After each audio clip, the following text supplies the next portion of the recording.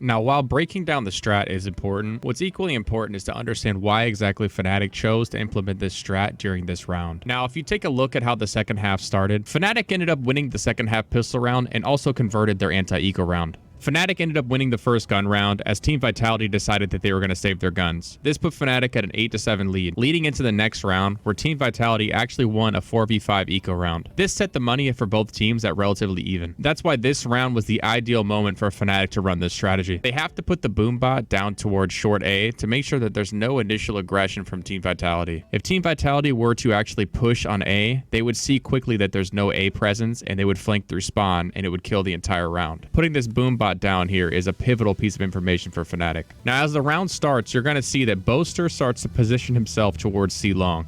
He places a star at the top of C long and puts up a smoke to conceal himself walking up. Off the back of that boom bot, they go ahead and position 3 players towards mid as Astra puts her ult down across the map horizontally. They get the initial pick off Brams as he tries to peek mid to gain information in front of the ult. Durkay, understanding that the ult is going to conceal the sound of him putting up his Sage Wall, decides to go ahead and Sage Wall on top of the B platform in sight. This is only possible due to the fact that Mystic has actually cleared out the full site with his Trailblazer.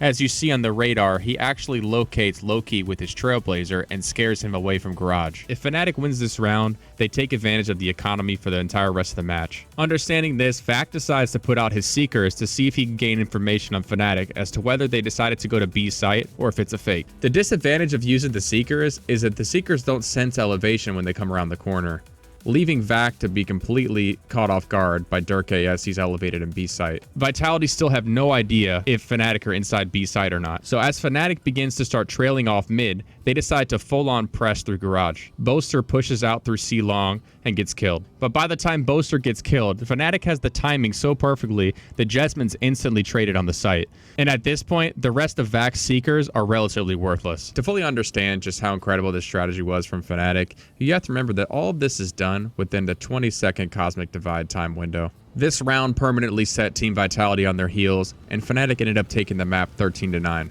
Now, while the strategy from BBL in general is a more simplistic strategy in comparison to the Fnatic take, what's important to realize is that this strategy was 6 rounds in the making. If you took a closer look at BBL's attacker side on Haven, you'll see that they made it priority to take A long possession every single round to let Team Liquid know that they are there.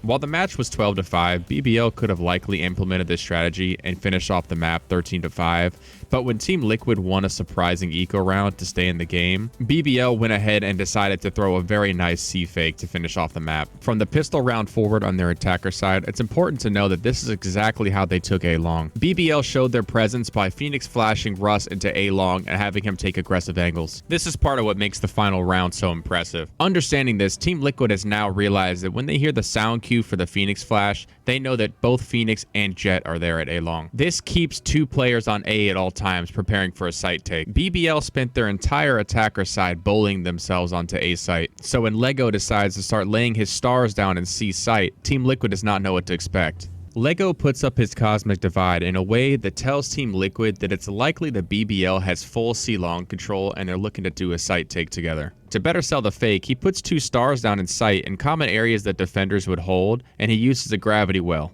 At that same time, Kiro is using his drone and spotting out the site. Team Liquid falls for the bait, pulling both their defenders off A site and quickly rush over to C site to stack what they think is an impending C attack. And at that same moment that they pull off the site, BBL just walks right in for a free bomb plant. As Killjoy pushes into site to plant the bomb, she earns her ultimate. At the same time, the Kiro actually falls back out of C, grabs the orb, and earns himself a Hunter's Fury. Now with BBL on the back lines to lurk, all he has to do is guarantee himself that nobody from Team Liquid is going to flank his team, and then he can sit back towards spawn and Hunter's Fury the bomb if they happen to get on it to defuse.